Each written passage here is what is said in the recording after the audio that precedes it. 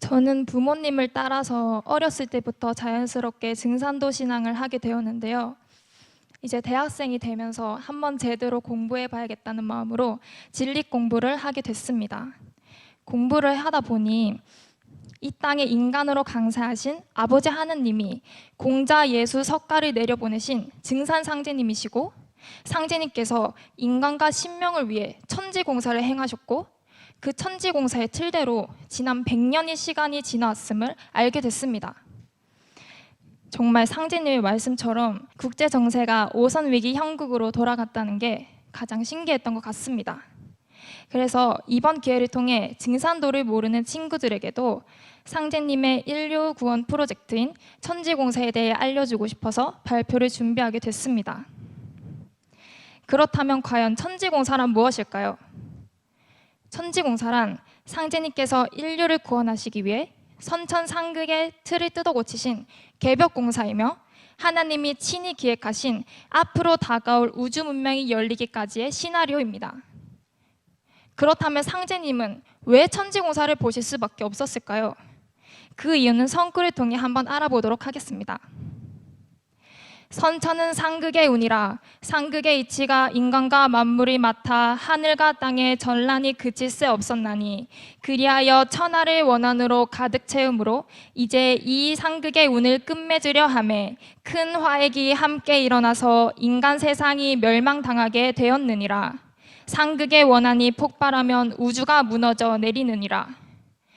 이처럼 선천상극의 이치로 쌓인 원과 한으로 우주가 폭발 지경에 이르렀기 때문에 상제님께서는 이 원한을 풀어주지 않으면 비록 성신과 문무의 덕을 함께 갖춘 위인이 나온다 하더라도 세상을 구할 수가 없다고 하셨습니다.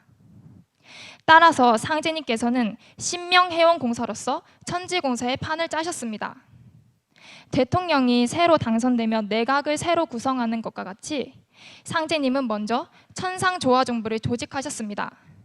조화정부란 상제님의 천명을 받들어 천지공사의 전 과정을 기획하고 집행하는 중심센터입니다.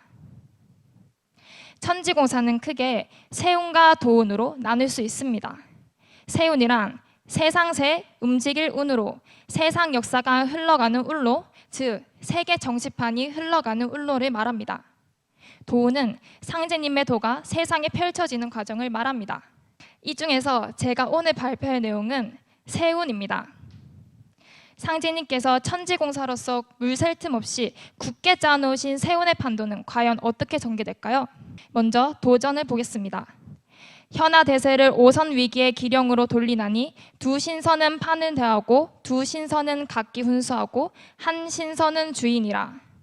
이 말씀처럼 상제님은 이 세계가 나아갈 판도를 5오, 신선선, 에어쌀 위, 바둑기, 즉 5신선이 바둑을 두는 오선 위기 형국으로 잡아 돌리셨습니다.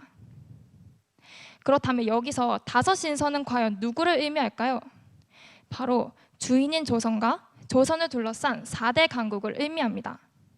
그렇다면 바둑은 과연 무엇을 의미할까요? 바둑판은 바로 한반도를 의미합니다. 실제로 바둑판은 가로로 19줄, 세로로 19줄로 두 개를 곱하면 361입니다. 우리나라는 본래 360개의 고을과 한 개의 수도로 이루어져 있었습니다. 한 고을에서 나는 세금을 가지고 하루씩 나라 살림을 한 것입니다. 이와 같이 한반도는 지정학상으로 하늘 땅이 생겨났을 때부터 바둑판이었던 것입니다. 그렇다면 상제님께서는 왜 오선 위기 형국으로 세운의 판도를 돌리셨을까요? 그것은 인류 역사상 원한의 기록의 시초인 단주를 해원하기 위해서입니다. 혹시 엉킨 이어폰을 풀어보신 적 있으신가요? 이어폰을 풀 때 가장 처음으로 엉킨 부분을 풀면 그 뒤에는 그냥 따라서 풀어지는 것을 경험해 보셨을 것입니다.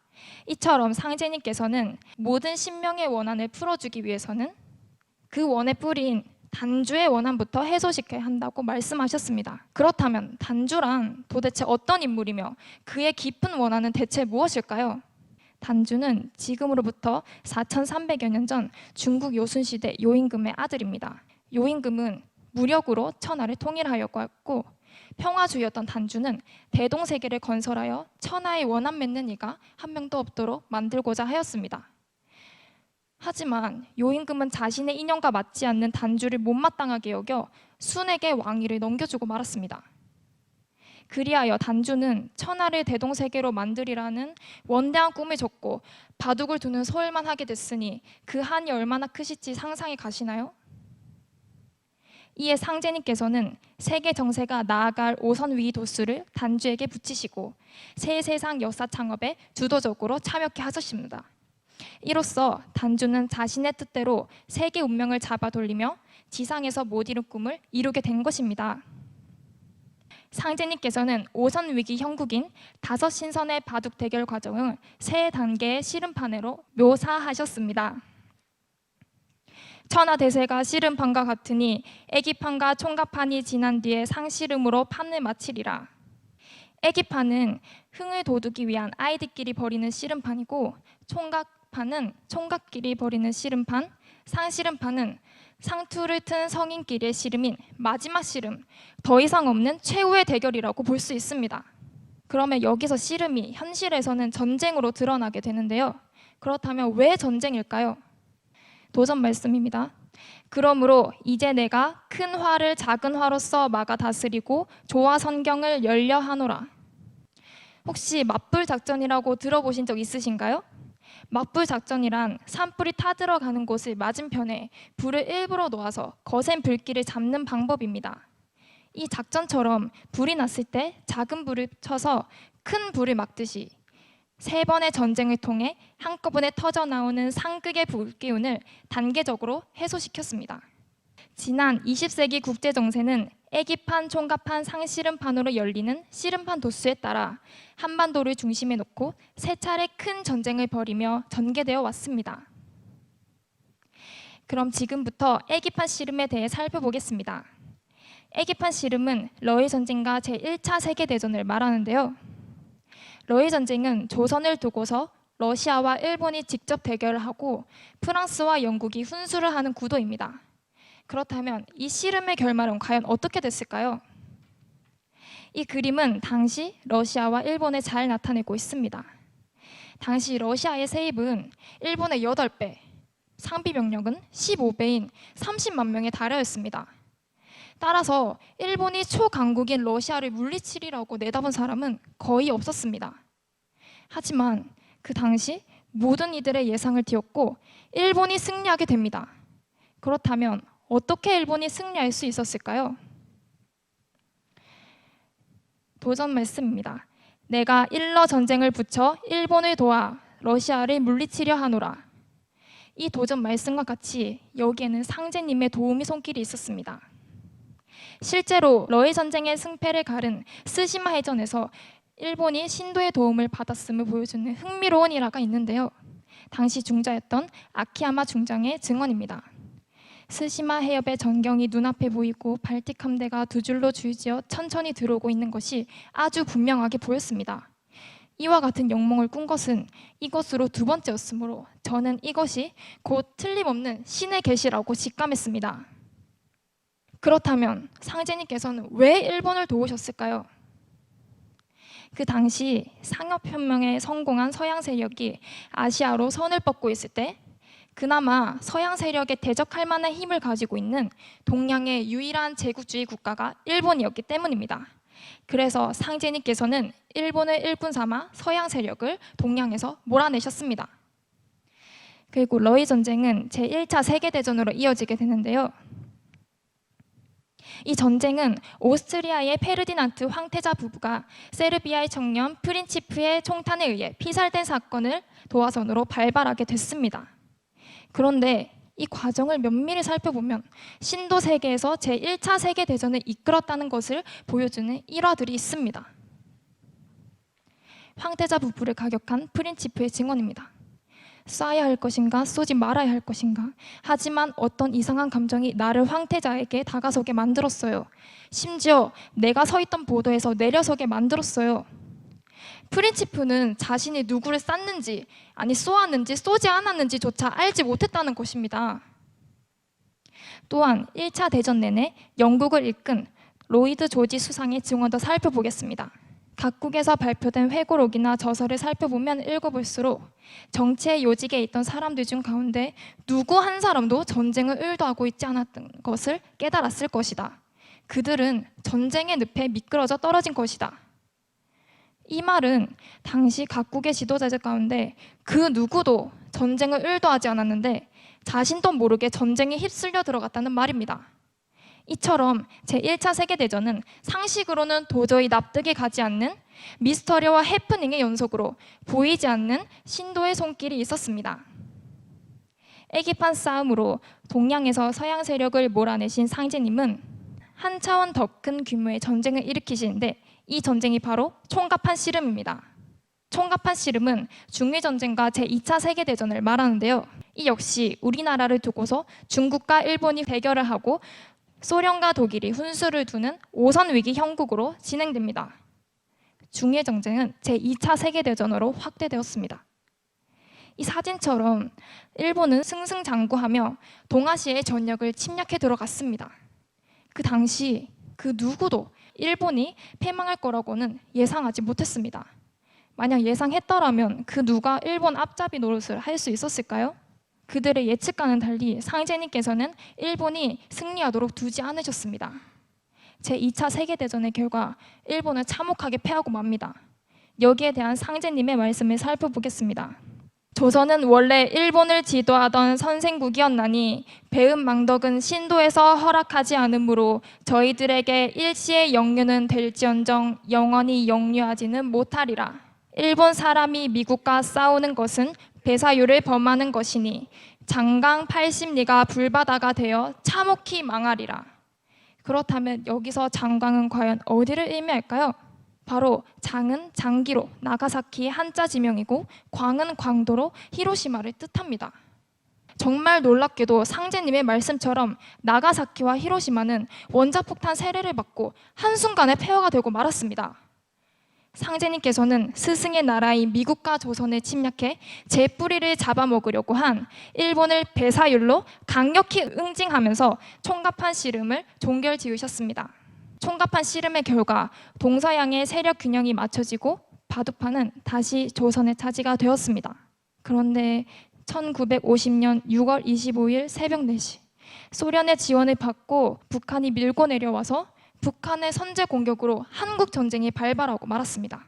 가을 개벽을 향한 오선 위기의 마지막 끝내기 승부인 상씨름판이 형성된 것입니다. 남북 전쟁은 UN 16개국이 참전하는 국제전 성격을 띠면서 전쟁은 사실상 미국과 중국의 전쟁으로 전환되었습니다. 거기에 소련과 일본이 극비리에 참전하여 중요한 역할을 수행하면서 4대 강국이 바둑판 한반도를 두고 치열한 대결을 벌인 것입니다.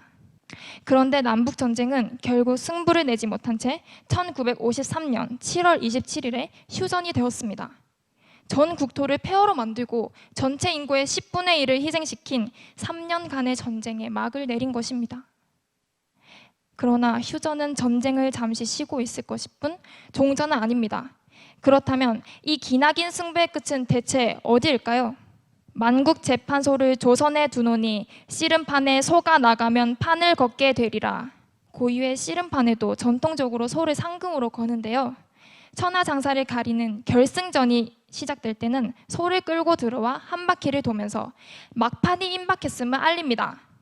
그런데 상제님의 말씀이 현실화가 된 사건이 발생합니다. 바로 남북 상씨름판인 38선에 실제로 소가 나가는 사건이 벌어진 것입니다. 1998년 6월 16일 남북 관계의 한 획을 그은 역사적인 발걸음이 있었다. 바로 고 정주영 현대그룹 명예회장의 소떼 방북. 고 정주영 명예회장이 1,001마리의 소를 몰고 휴전선을 넘었던 이 일은 당시 CNN에 생중계될 만큼 전 세계가 주목하는 기념비적인 일이었다. 남북 간의 화합과 통일을 위하여 소 1,001마리를 끌고 북한까지 간 고 정주영 명예회장. 그 옛날 아버지의 소판돈 70원을 갚기 위해 소떼 방북을 기획했다는 사실은 전 국민에게 감동을 선사하며 두고두고 인구의 회자되었다. 고 정주영 명예회장이 소 1,000마리를 통일소란 이름을 붙여서 휴전선을 넘어 북으로 몰고 간 것입니다. 이 사건은 남북 상실음이 마무리 과정으로 들어섬을 알리는 첫 신호탄이었습니다. 상실음으로 정화가 아니라 전쟁으로 세상 끝을 맺나니 개벽 시대에 어찌 전쟁이 없으리요. 천지 개벽 시대에 어찌 전쟁이 없으리요. 앞으로 천지 전쟁이 있느니라. 남북 상실음은 하늘과 땅 차원에서 벌어지는 거대한 규모의 전쟁입니다. 동서양의 강대국들이 맞대결을 하게 되는 세계 전쟁이자 천지의 운명을 바꾸게 되는 천지 개벽 전쟁입니다. 상제님께서는 상극의 불기운이 한꺼번에 터져나와 우주가 진멸 위기에 빠지지 않도록 이처럼 전쟁 도수를 보셨는데요. 이것은 곧 우주의 가을 세상인 후천 통일 문명을 열기 위한 필연적인 과정입니다. 애기판의 결과 세계일가 통일 정권이 지상에서 발현된 첫 단계인 국제연맹이 설립됐고, 총각판의 결과 국제연맹보다 더 큰 규모와 영향력을 가진 국제연합이 설립돼서 세계일가 시대를 향해 한 걸음 더 나아갔고, 상실음판의 결과 마침내 세계일가 통일정권이 나오게 됩니다. 도전 말씀입니다. 나는 예언자가 아니로다. 나의 일은 세상 운수를 미리 말함이 아니오. 오직 천지공사의 도수로 정하여 내가 처음 짓는 일이니라. 제가 이 성구를 읽은 이유는 지금 정세가 어떻게 보여지든 어떻게 돌아가든 결국 세상은 상제님이 물 셀 틈 없이 짜놓은 판대로 돌아간다는 걸 알려드리고 싶었습니다. 즉, 천지전쟁과 개벽을 지나 세계일가 통일정권은 반드시 오게끔 되어 있다는 말입니다. 잠시 태상 종도사님의 말씀을 살펴보겠습니다. 그러면 개벽은 언제 오느냐? 바로 상실음판에 온다. 즉, 남북 상실음판에 매여 있다. 요새 북한 비핵화 압력이나 미중 무역 전쟁, 북중 정상회담 등을 보면 남북 문제가 심상치 않아 보입니다. 상제님의 천지공사대로 현실화가 되어가고 있습니다. 그렇다면 다가오는 개벽을 대비하기 위한 방법은 대체 무엇일까요? 그 법방은 바로 도전에 있습니다. 인류구원의 법방이 들어있는 상제님과 태모님의 말씀인 도전을 통해 다가오는 새 시대의 주인공이 되기 바라며 이상 부족한 제 강의를 마치겠습니다.